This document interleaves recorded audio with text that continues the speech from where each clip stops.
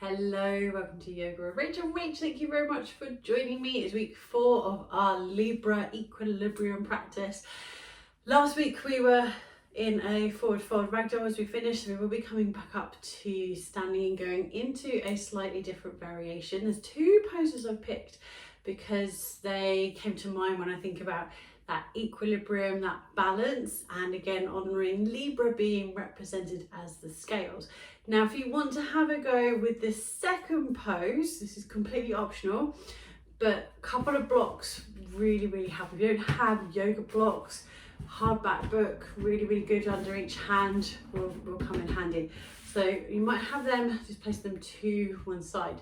Now we have got poses that are called Pendulum and Pendant, and they just made me, sort of, that's where I was sort of thinking, I was like, I know there are these poses, and I thought they would be quite interesting to practice while we're going into that equilibrium.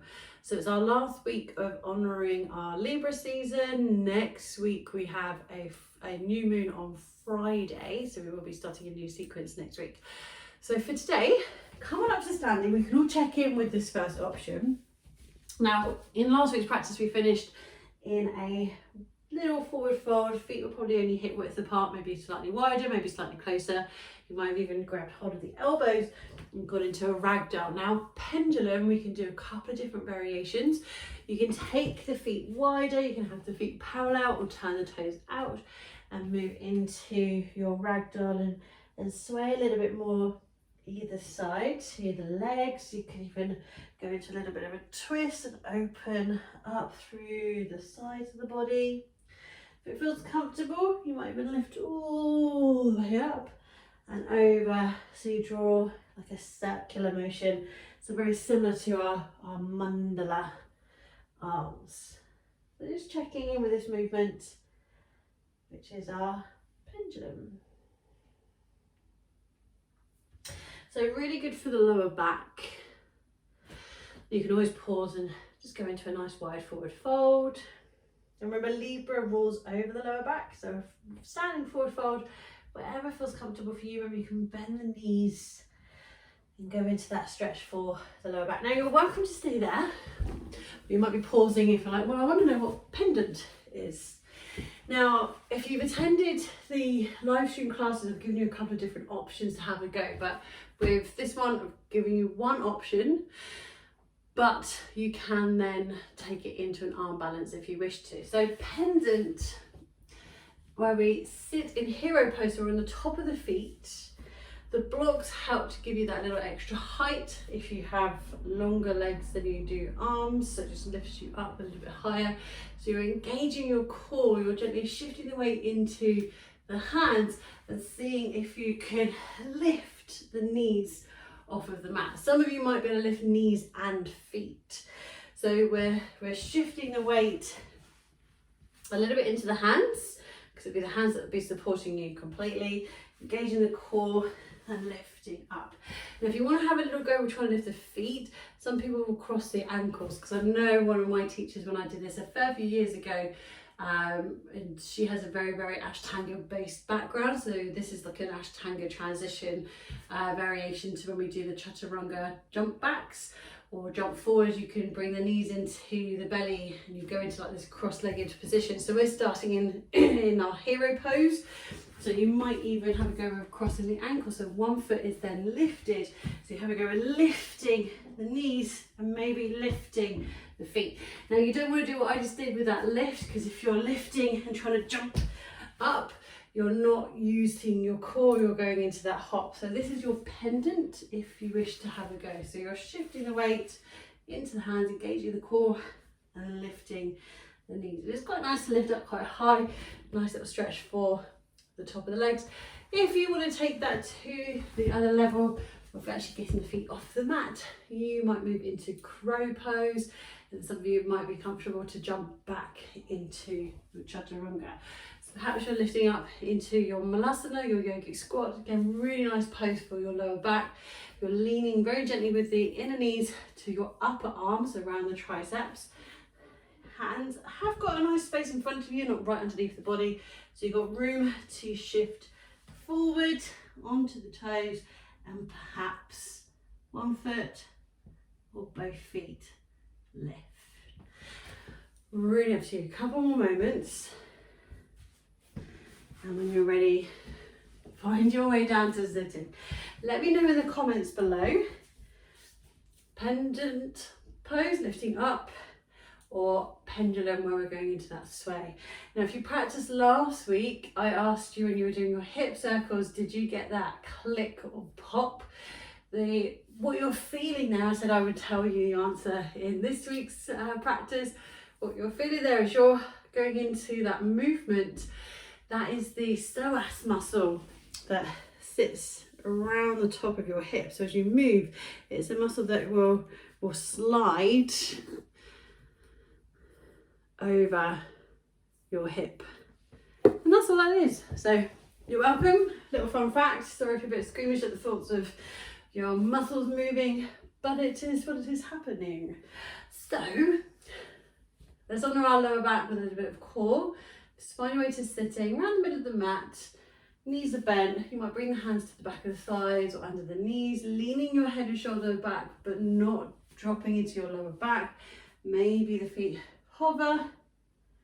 Maybe you're comfortable moving into half boat pose. You can have the feet hovering or at that halfway point. Maybe you're reaching the arms forward or reaching the arms up. Focusing on the breath. Whenever you wish to, lower down and a little rock or sway. We'll have one more go. We're going to go into a little bit of a twist in a moment. So we'll demonstrate this. Obviously as I do because I'm on video, but you might want to watch this through first if you're not sure, and then just rewind it. So we're going to go into shoelace pose. And there's lots of different variations. We're right near the end of our practice, right near the end of this whole sequence. So we want to keep the neck, the shoulders, the arms relaxed. So you might keep your hands down by your hips. Completely fine. We're going to go into shoelace pose. So we're going to go with bringing our right leg and crossing it over the left. From there, bringing the knees in towards the belly. Now, hands can be relaxed down by your side, perfectly fine. If you can get your left hand onto the front of your right knee or the shin, and then your right hand onto the front knee and the shin without causing any strain, you're not forcing into your neck, your shoulders, your arms, or into your lower back, your hips, or your legs, then you're welcome to stay here. Maybe you start to walk the hands down the shins. Maybe you get to the ankles. If it's comfortable, you might hold onto the feet. You can have a go of pushing the feet into the hands. So going into this active stretch. Now in a moment, we're going to go from here into a twist. We have the right leg over the left, so we'll be going to the left. So if you are holding onto the feet, the shins and knees, release the arms and move into cactus arms. The elbows are bent in line with the shoulders. And twisting the legs over to the left. And you can look over the right shoulder. So the shoulder blades are on the mat, but the lower back is lifted. Right hip is pointing up to the ceiling. Slowly coming back to center. Feet on the mat and crossing the legs. I'm going to take that left leg and cross it over the right. Arms can be relaxed down by your side. You might lift the right foot up, bringing the knees in towards the belly. Now you might be able to do one side but not the other, so don't force this one. So we cross the left leg over, so maybe the right hand can find the front of the knee and the shin. Maybe the left hand can find the right leg. If that's comfortable, you might try and walk down the shin. Maybe you start to find the ankles or the feet. If you're comfortable finding the feet, you're not pulling the feet, but you're pushing the feet into the hands. You might start to feel this into the lower back, just gently stretching into the hamstrings. Gently releasing, we cross the left leg over the right. So we're going to go into our cactus arms.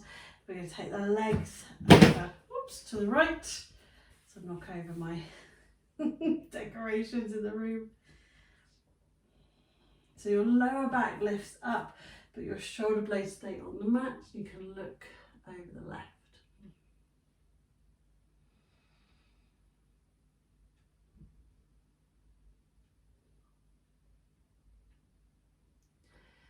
Gently releasing. You might decide to stay here and move into Savasana. But if you do wish to go into a bit more of a practice, I'll put a couple of videos here and here. If you haven't already, please do subscribe, click the button here. It's just a lovely way to show your support for these free practices I put up every Thursday. And I shall see you next week for a brand new sequence. Thank you and namaste.